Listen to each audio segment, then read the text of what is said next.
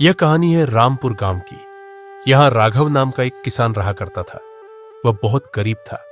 उसके माता पिता बचपन में ही उसे छोड़कर चले गए थे, इसलिए वह अकेला पड़ गया था। उसके पास घर के अलावा बस एक छोटा सा खेत था जिसमें वह खेती किया करता था। शाम का समय था, तभी उसका करीबी दोस्त मनोज काफी दिनों बाद उससे मिलने आता है। अरे राघव, तुम यहाँ इतने दिनों बाद दिख रहे हो। पहले बैठने को नहीं कहोगे? अरे हाँ, आओ बैठो मनोज। कितने दिनों बाद मिले हो? अब बताओ कैसे आना हुआ? कुछ खास नहीं, बस काम के लिए शहर गया था। उधर से लौटते वक्त सोचा तुमसे मिल लूं। तुम बताओ कैसे हो? मैं ठीक हूँ, लेकिन पता नहीं क्यों मन भारी है आज।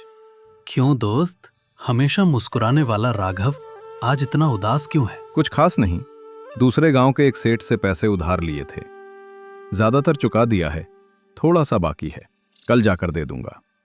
और तुम बताओ, शहर क्यों गए थे? वही पैसों की बात थी, थोड़ी ज़रूरत पड़ गई थी, इसलिए बैंक गया था।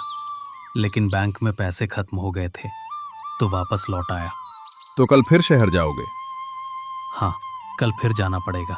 अब रात हो रही है, मुझे निकलना चाहिए। आज रुक जाते तो अच्छा होता। नहीं दोस्त, मुझे जाना होगा, कल काम है। अगले दिन राघव सेठ के बाकी पैसे देने उसके घर पहुंचता है। सेठ जी, मेरे बाकी के पैसे मैं वही लौटाने आया हूँ। अच्छा हुआ बेटा, आज सुबह ही मुझे पैसों की जरूरत थी, नहीं तो मुझे बैंक जाना पड़ता। सेठ जी, अब मेरा सारा कर्ज चुक गया है। हाँ राघव, तुमने सब चुका दिया, अब निश्चिंत रहो। राघव सेठ को सारे पैसे दे देता है।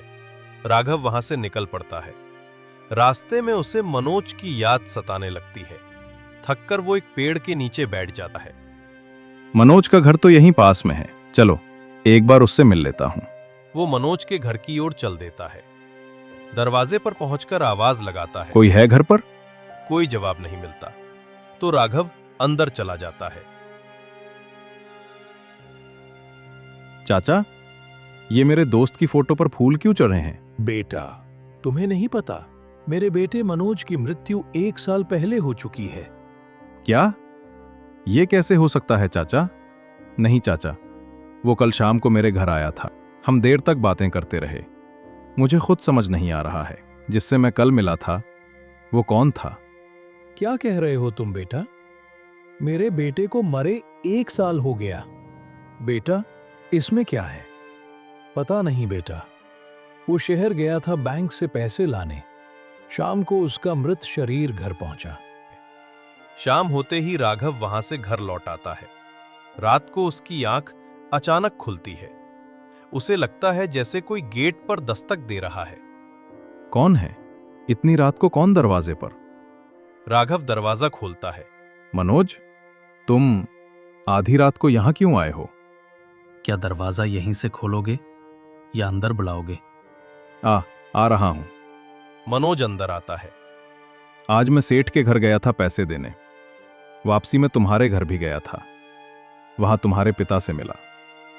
उन्होंने कहा तुम बैंक से लौटते वक्त मारे गए थे।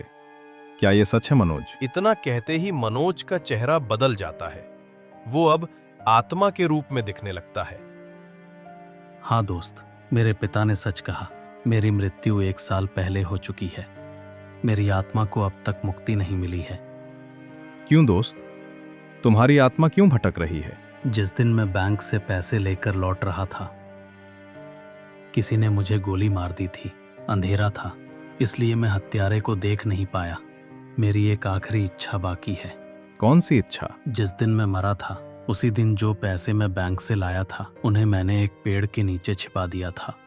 मैं तुम्हारे पास मदद लेने आया हूँ। मैं चाहता हूँ वो पैसे मेरे पिताजी तक पहुँच जाएं। चिंता मत करो दोस्त, मैं तुम्हारी आखिरी इच्छा जरूर पूरी करूंगा। राघव और आत्मा साथ में उस पेड़ तक पहुंचते हैं। यही मैंने पैसे छिपाए, यही वो जगह है। ठीक है, मैं खुदाई करता हूँ। राघव खुदाई करता है और पैसे मिल जाते हैं। उसी पल मनोज की आत्मा हवा में गायब हो जाती है।